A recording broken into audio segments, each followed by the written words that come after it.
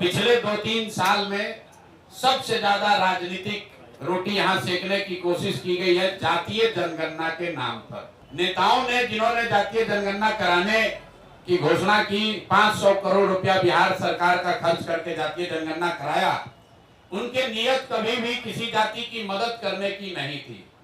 वो इस जातीय उन्माद को फैलाकर फिर से समाज में राजनीतिक रोटी सेकना चाहते थे। ऐसा इसलिए हम कह रहे हैं, जब आपके सामने आंकड़े रख रहा हूं कि जातीय जनगणना में क्या निकल कर आया, और 2 बरस करीब 18 महीने हो गए जातीय जनगणना के। रिपोर्ट 2 अक्टूबर 2023 को प्रकाशित किया गया। 7 नवंबर 2023 को विधानसभा के पटल पर ये रिपोर्ट रखी गई और 22 नवंबर 2023 को नीतीश कुमार ने तब तेजस्वी यादव के साथ जो सरकार चला रहे थे, मिलकर जातीय जनगणना के आधार पर 5 बड़ी घोषणाएं की। अब उनकी हकीकत आप देख लीजिए। जातीय जनगणना में सरकार ने ये माना कि 34% से ज्यादा लोग बिहार के गरीबी रेखा से नीचे आज भी रह रहे हैं। लेकिन ये महत्वपूर्ण आंकड़ा नहीं है।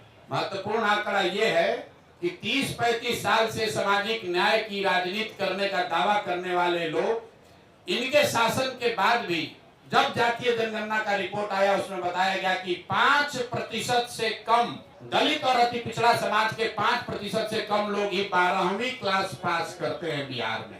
जिन लोगों ने रिपोर्ट बनवाया उन्होंने पढ़ा भी नहीं। सिर्फ 5% से भी कम दलित और अति पिछड़ा समाज के लोग 12वीं क्लास पढ़ते हैं।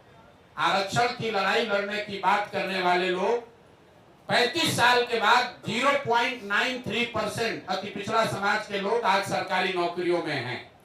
2 बरस पर इस पर कोई चर्चा नहीं हुई।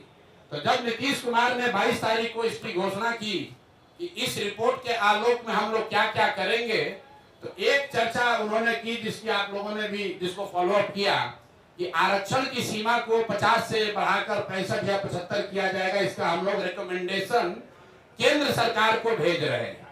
तो मैं अब पहला मांग ये कर रहा हूं नीतीश कुमार से कि भैया, केंद्र में भी तुम्हारी सरकार है और राज्य में भी तुम्हारी सरकार है और सामाजिक न्याय के आप पुरोधा भी हैं।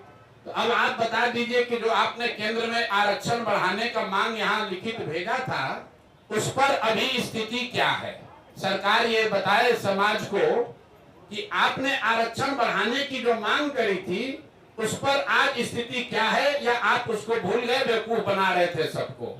और तेजस्वी यादव भी बताएं कि विपक्ष के नेता होने के नाते